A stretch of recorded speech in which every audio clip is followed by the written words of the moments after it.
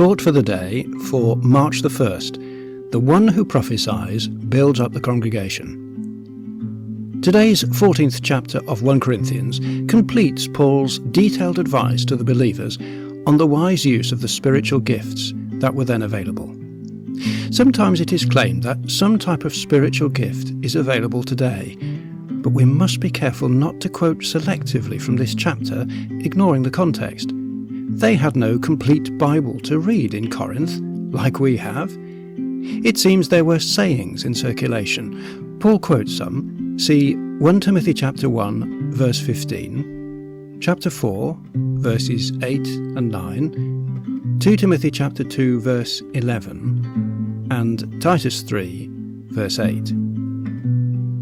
There is one particular gift that Paul stresses. Today's first verse states, "Earnestly desire spiritual gifts, especially that you may prophesy." What is this gift of prophecy? It is clearly explained in verse 3. The one who prophesies speaks to people for their upbuilding and encouragement and consolation. Then verses 4 and 5, the one who prophesies builds up the congregation. The one who prophesies is greater than the one who speaks in tongues, that the congregation may be built up. We commented yesterday on verse 23 on the negative effect of tongue speaking in the congregation. If therefore the whole congregation be come together into one place, and all speak with tongues, and there come in those that are unlearned or unbelievers, will they not say that ye are mad?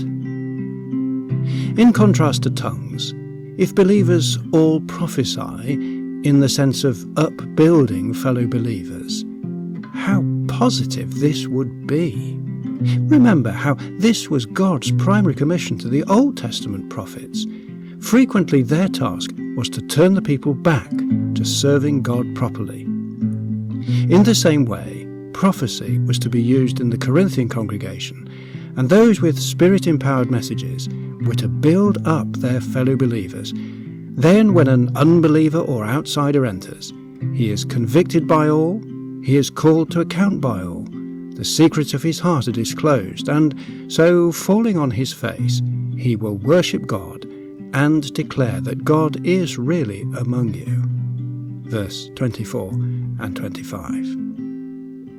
There is surely a parallel to this today when God's word is logically and clearly explained in the effect it has, usually over time, and the reverent spirit it produces. When a person who comes amongst us and is seeking God, then their mind will become convinced that God and Christ really are among us.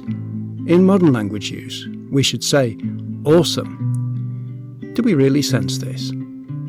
Tomorrow's powerful 15th chapter is an essential foundation in our efforts to prophesy and convince others and ourselves of our foundation purpose and hope in living.